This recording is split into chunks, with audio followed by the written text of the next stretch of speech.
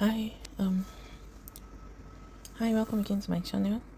In the previous video, I said I'll be showing how to make burnt sugar, that's browning.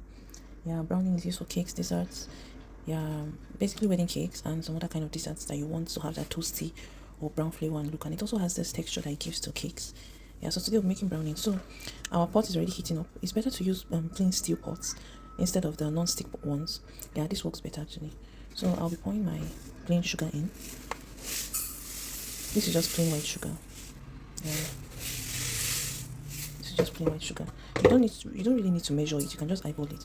So we'll turn up the heat now and literally just wait for the sugar to dissolve into caramel. We are not adding anything yet. We'll just wait for the sugar to dissolve into caramel. Then after that, we will now wait for it to stay longer in the heat and then get burnt. You'll be able to see the different processes as time goes on. So let's just wait. Okay, we can see already the base is already getting brown. Yeah, so just stir it. At this point, keep stirring it and not just leaving it unattended. If not, it starts burning. But we don't want it to get burnt yet. We want to first of all dissolve everything before it gets burnt. So just keep stirring it while it's still on the heat. Once everything is properly dissolved, then it's okay for it to start burning. Then see, it's turning to liquid already.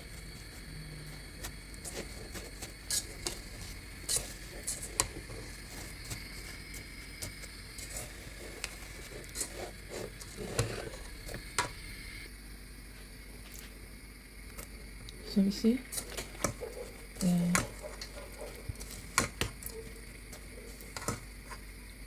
letting more dissolve.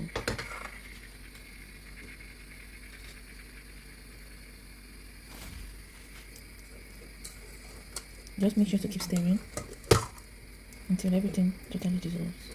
And when making a browning, it's better to keep the windows open. Yeah, because after a while it gets really smoky in the kitchen or wherever it is that you're making it. But not yet though. You see the liquid part of the caramel?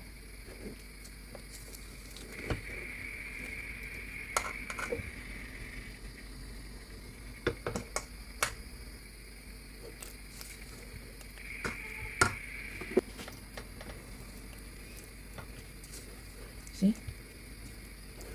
It's dissolving more. We're almost done with the dissolving process. You do this until it's totally, completely liquid, like syrup. Yeah. And while doing this, I'm already getting hot water ready because the next thing we'll be adding is hot water. But that's after it's completely burnt. Yes. Make sure the hot water is like boiling at the boiling temperature because we'll be adding that later, but not now. It's very important that the water must be boiling, else the whole thing will splash more like almost like explode. Yes, the water needs to be very hot. So here we're almost there. See? You know we've not started burning it yet. We are still melting the sugar.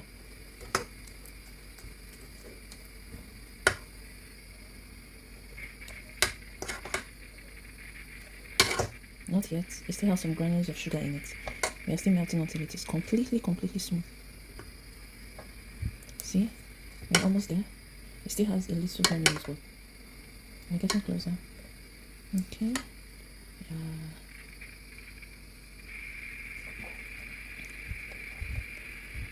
Almost all completely melted.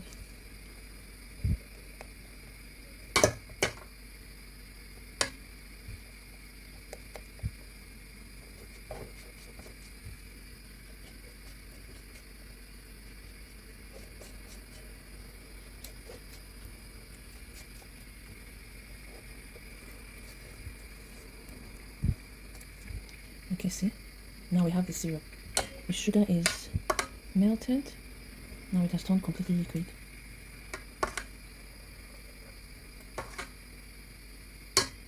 Okay, now that the sugar is completely melted, then we start burning. It's not like any special process. We just still leave it on the heat. Let it get darker. It will keep getting darker and darker and darker. So the goal is to burn it until it's black, like outright black. Yeah. So, or very dark brown actually. I don't think it gets black, but very dark brown, like it looks like black. So we see that the color is getting darker. It will still take a few minutes to achieve the color that we are looking for. So you see, this is actually when it goes completely melted. Yeah, this is just pure sugar, nothing added to it. Okay, it has already started the process of burning. Now it's at this point it starts producing smoke. You see it, right? At this point, you should keep your windows open to prevent choking. But it gets worse now. And at this point, make sure that you keep stirring because it foams up. Yeah, I don't want it to spill because it's very hot. Like, it is so hot. And it is so liquid. See? The smoke has increased.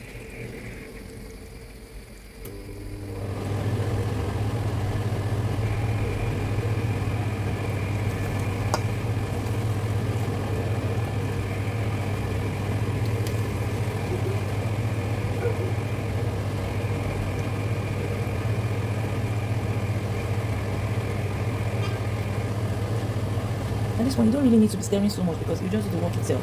But at least make sure you're watching it. It's still bubbling. Yeah, so now we're just waiting for the hot water to boil completely so we can add to it. And at this point, so that it has gotten a little thicker.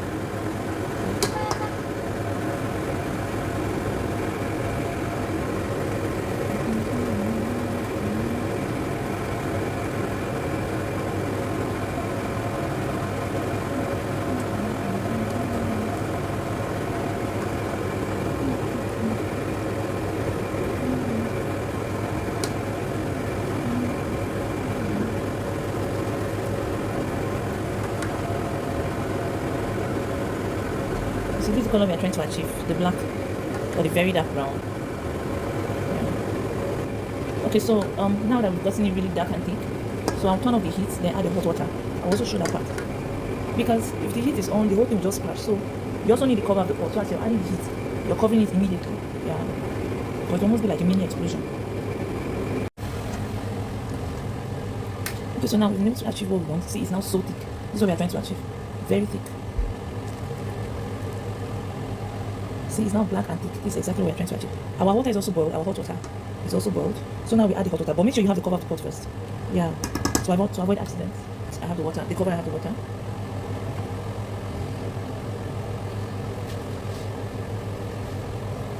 It's better to use a cup that has a handle because the water is hot.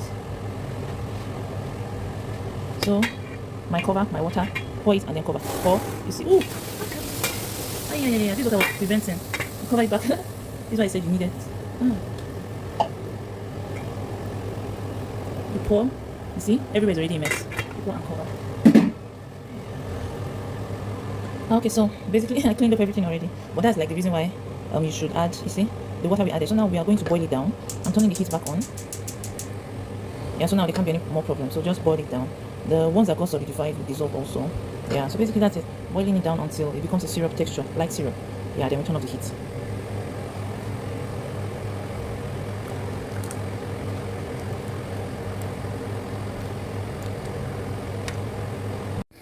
And so we've been boiling it down for a few minutes.